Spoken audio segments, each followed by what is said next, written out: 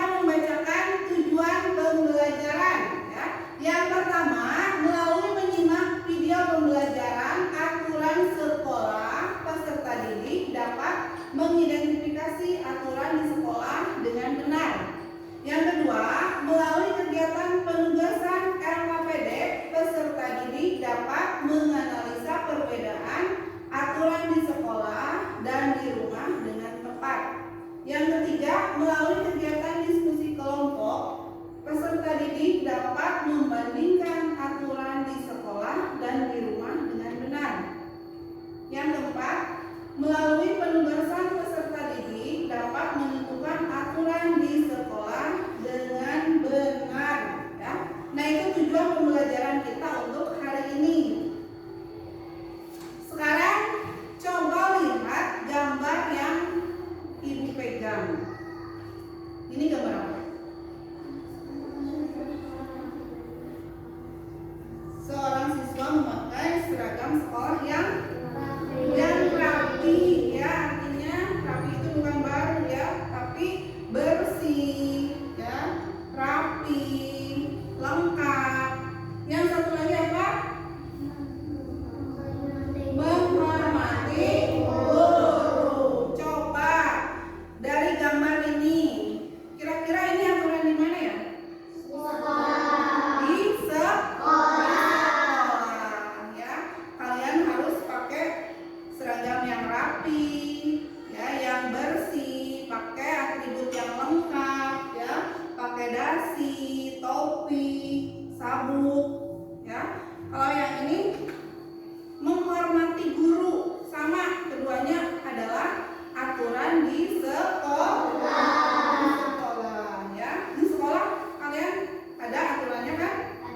Di kelas ada aturannya? Ada, ya. Kemarin kita sudah bikin kan aturan di sekolah. Coba selain yang kedua ini, aturan di sekolah apa saja selain yang ini? Apa yo aturan di sekolah? Apa? Apa Nu? Tadi Nu?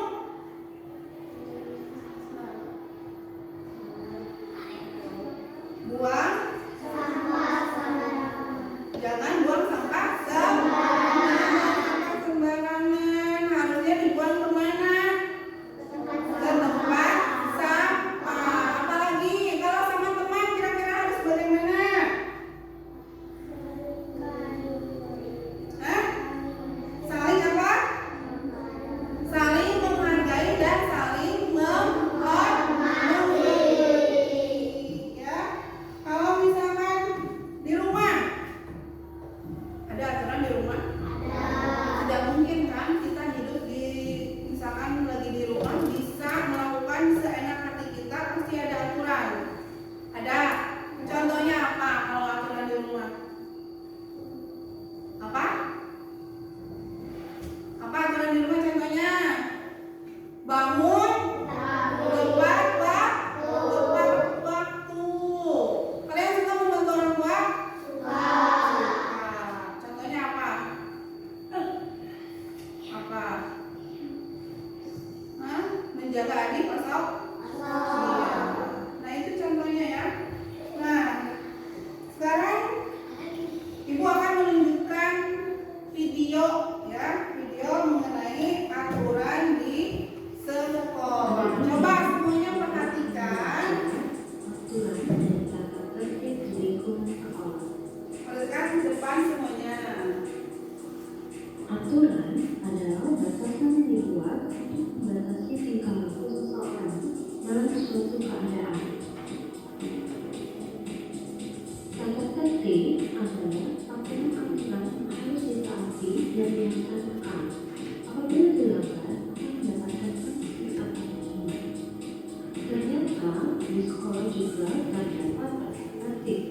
Mematuhi tata tertib dapat membuat hidup menjadi lebih disiplin.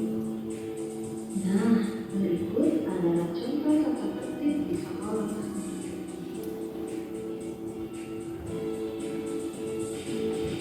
Pertama, siswa datang ke sekolah dengan tepat waktu.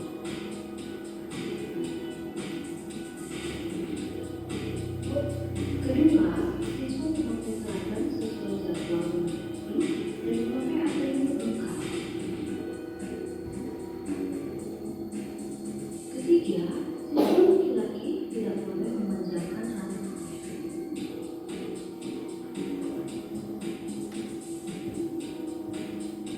Keempat, siswa perempuan tidak boleh memakai perhiasan yang mencolok. Kelima, semua siswa harus menghormati guru.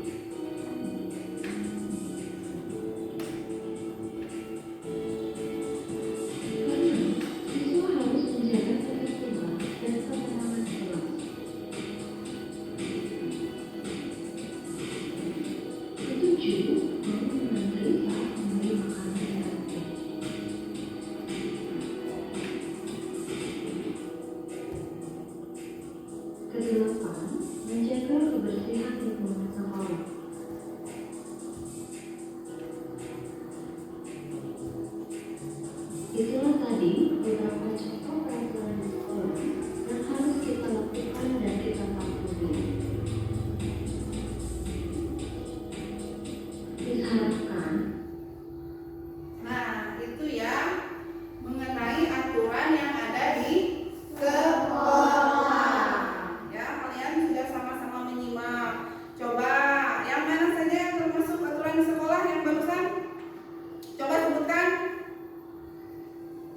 Apa? Menghormati guru, menjaga kebersihan. Lalu apa lagi? Datang. Ya. Lalu apa? Apa lagi? Apa? Ya, berpakaian rapi. Mengantri saat di kantin. Ya, jadi kalau jajan harus antri, ya, tertib. Lalu apa lagi? Apa?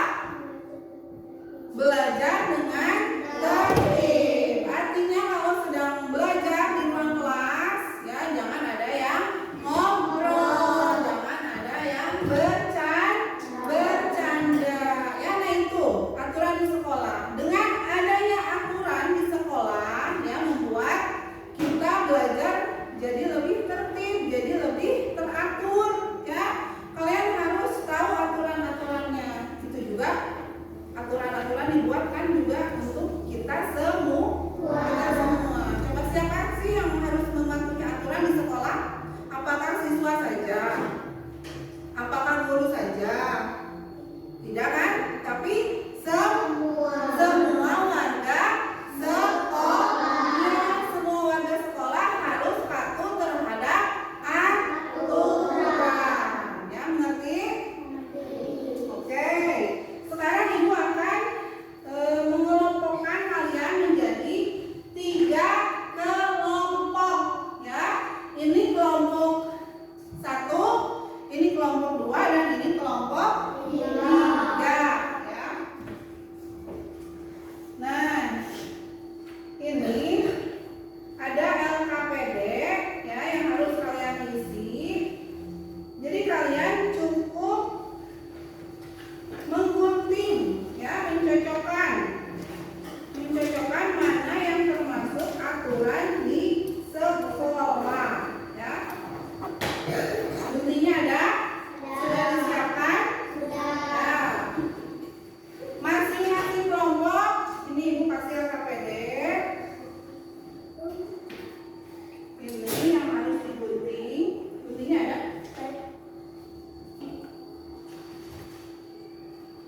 Nah, ini untuk kelompok 3.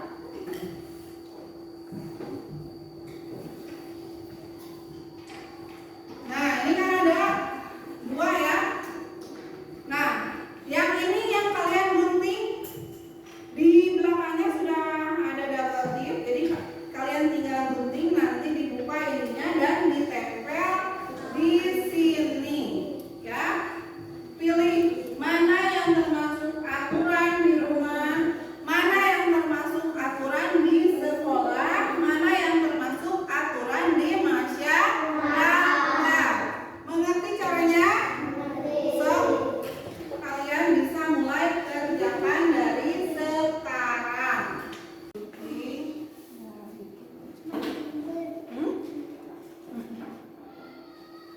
Coba ini kira-kira aturan di mana? Berarti ditempelnya di boleh ya? Nah, ininya begini. Nanti yang lain bisa tugasnya lepas ini dan nempel itu, ya. Kerja semuanya, saling kerja sama.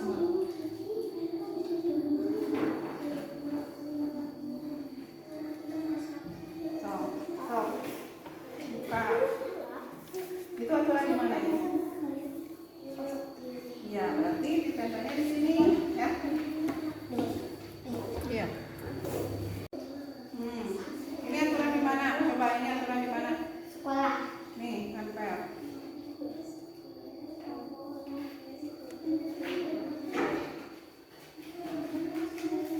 Sok ini.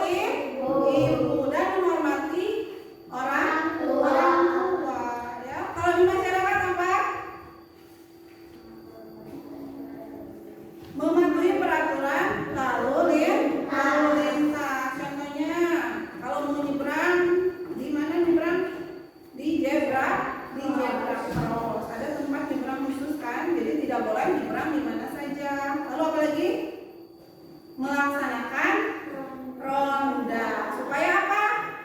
Lingkungan kita tetap aman, ya. Nah, sekarang kalian ini ya ada tugas untuk masing-masing ya. Jadi kalian di sini tentukan aturan-aturan yang ada di sekolah. Jadi kalian bisa membuatnya dalam desain peta konsep atau mind mapping ya, sesuai dengan kreativitas kalian masing-masing. Atau juga kalian bisa membuat dalam bentuk gambar ya. Ibu akan membagikan ini ke masing-masing ya.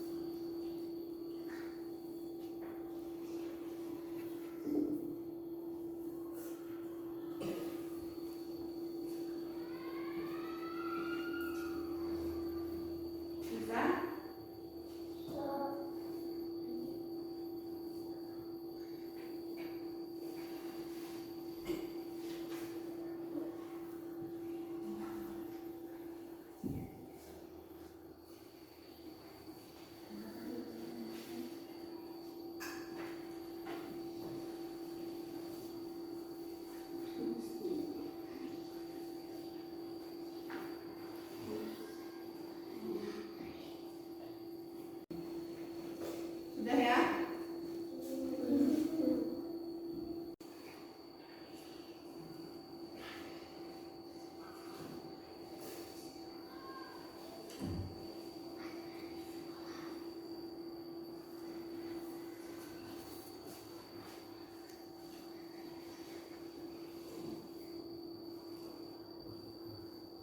Coba kalian tunjukkan hasil dari pekerjaannya. Coba perlihatkan. Iya, bagus, bagus. Perlihatkan. Mana tadi? Oke, semua sudah bisa. Biar kita tahu aturan. Kalau sedang belajar di dalam kelas aturannya apa, ya. Kalau kepada guru kita harus apa, ya. Begitu juga di rumah dan di masyarakat.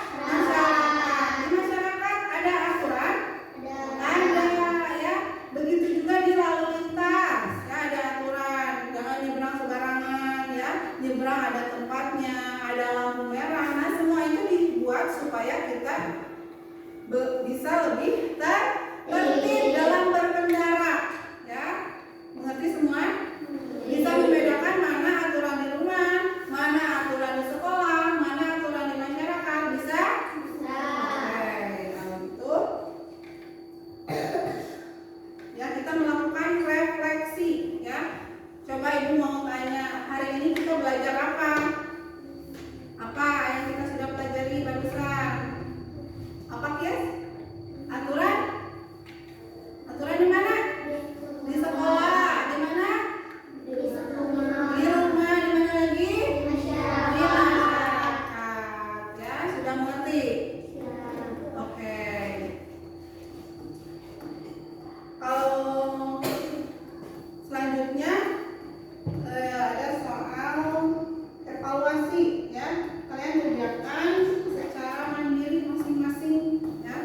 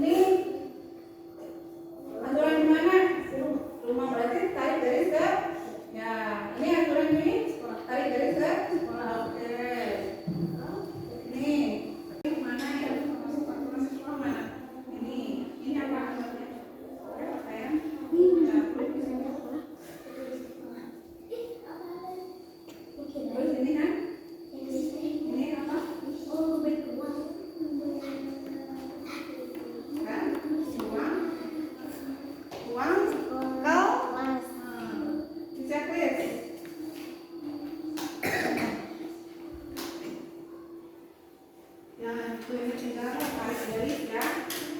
Ini adalah di rumah sekolah, ini di rumah, ini di rumah, ini di ya. Yang mengumpulkan ya. Tolong yang belakang dan biar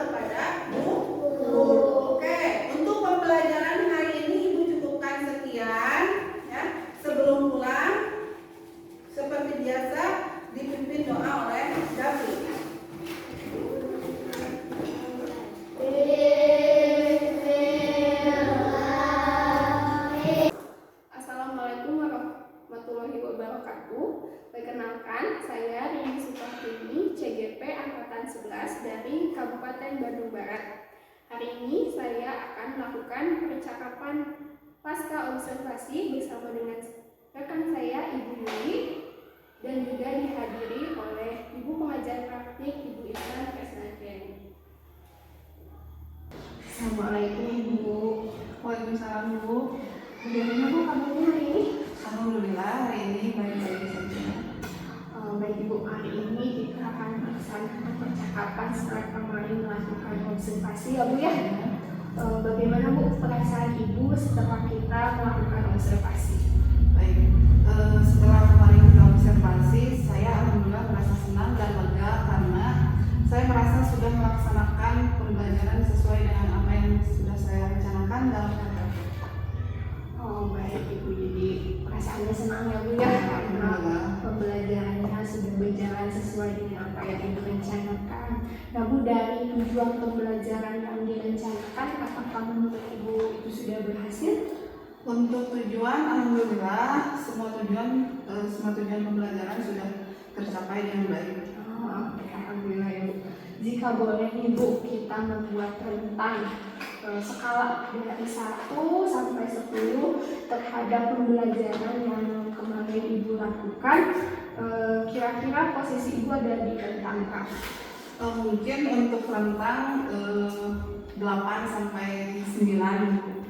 Wah, rentangnya sangat luar biasa ya Bu. Tapi jika boleh saya berpendapat saya memberikan rentang untuk ibu itu 10. Karena apa? Karena saya lihat semua pembelajaran, tujuan pembelajaran itu semua tercapai dengan baik. Kemudian aspek-aspek yang ingin ibu kembangkan itu kan ada aspek pembelajaran berdiferensiasi dan juga pembelajaran yang terintegrasi dengan KSE. Nah, saya melihat dari hasil observasi kemarin, ibu sudah berhasil melakukan hal tersebut. Menurut ibu, apa yang sudah baik dan perlu dipertahankan dari pembelajaran kemarin? Mungkin yang perlu dipertahankan adalah tujuan pembelajaran, lalu pembelajaran yang sudah berdiferensiasi dan juga sudah terintegrasi dengan KSE. Masih ada yang perlu diperbaiki atau mungkin ingin ibu tingkatkan lagi, Bu? Mungkin untuk media pembelajarannya ya Bu, yang lebih beragam untuk memenuhi kebutuhan belajar murid. Oh, jadi dari segi media pembelajarannya ya Bu ya, ingin ibu maksimalkan lagi. Kira-kira apa tantangan ibu dalam melaksanakan pembelajaran di kelas? Untuk tantangannya masih ada beberapa anak yang terlibat belum secara aktif ketika pembelajaran. Mungkin ada yang masih ngobrol atau asik main sendiri gitu. Oh, jadi itu salah satu tantangan yang ibu hadapi ya Bu. Iya. Masih adanya sebagian siswa yang belum terlibat secara aktif. Nah, strategi yang bisa ibu gunakan untuk menghadapi tantangan itu kira-kira seperti apa, Bu? Untuk strateginya, saya akan melakukan pendekatan secara individu, lalu mencoba memilih model pembelajaran yang lebih variatif lagi supaya merangsang anak-anak supaya bisa lebih aktif selama pembelajaran. Berarti strategi yang ibu akan gunakan itu mulai dari pendekatan secara individu dan juga mencoba untuk memilih model pembelajaran yang lebih variatif lagi. Nah, Bu, dari hasil pengamatan saya melihat bahwa mulai dari tahapan perencanaan pembuatan RPP yang dibuat ini sudah mulai terlihat nih Bu, tujuan pembelajaran sampai pada evaluasi yang digunakan itu runtun. Kemudian juga ketika proses pembelajaran, saya melihat bahwa tahapan pembelajaran sudah sangat jelas ya Bu, mulai dari pembukaan inti sampai ke penutup. Kemudian untuk pembelajarannya juga sudah berdiferensiasi, terlihat dari segi konten, proses, dan produknya. Tidak terkecuali kompetensi sosial emosionalnya juga sudah sangat terlihat ya Bu, dari mulai anak-anak memimpin doa sampai pemberian ice breaking di tengah-tengah kegiatan pembelajaran, sampai pada kegiatan mereka belajar secara individu, kemudian dibuat oleh kelompok. Nah, kira-kira rencana tindak lanjut ke depannya seperti apa, Bu? Ya, untuk tindak lanjutnya mungkin memaksimalkan pembelajaran yang berdiferensiasi dan juga terintegrasi dengan KSE, dan juga memilih pembelajaran yang lebih bervariatif sehingga murid dapat terlibat secara aktif. Itu mungkin luar biasa sekali ya Bu, rencana tindak lanjutnya mulai dari memaksimalkan pembelajaran yang berdiferensiasi dan juga terintegrasi KSE dengan pemilihan model pembelajaran yang lebih variatif lagi sehingga anak-anak murid-murid dapat terlibat secara aktif. Mungkin Ibu cukup sekian untuk perbincangan kita hari ini. Terima kasih banyak atas waktunya. Sama-sama Ibu, terima kasih banyak. Alhamdulillah ya, percakapan pasca observasinya sudah berjalan dengan lancar. Jadi observasinya ini dilaksanakan waktu hari Selasa Ibu. Selasa minggu kemarin. Oh iya, baik. Pertama-tama saya ucapkan terima kasih banyak atas partisipasi dan kolaborasinya kepada Ibu Yuli yang sudah mendukung Ibu Rini dalam melaksanakan tugasnya dalam pendidikan guru penggerak. Jadi kali ini Ibu Rini melakukan supervisi akademi bersama rekan sejawatnya di sekolah ini di SDN 1 Bangun. Dan setelah saya melihat percakapan pasca observasi yang sudah Ibu Rini dan juga Ibu Rini laksanakan tadi, sudah tergambar oleh saya bagaimana pembelajaran yang sudah dilaksanakan di kelasnya Ibu Yuli ini sangat luar biasa ya. Tadi sudah nampak sama Ibu Rini juga wah nilainya 10 nih, hebat ya.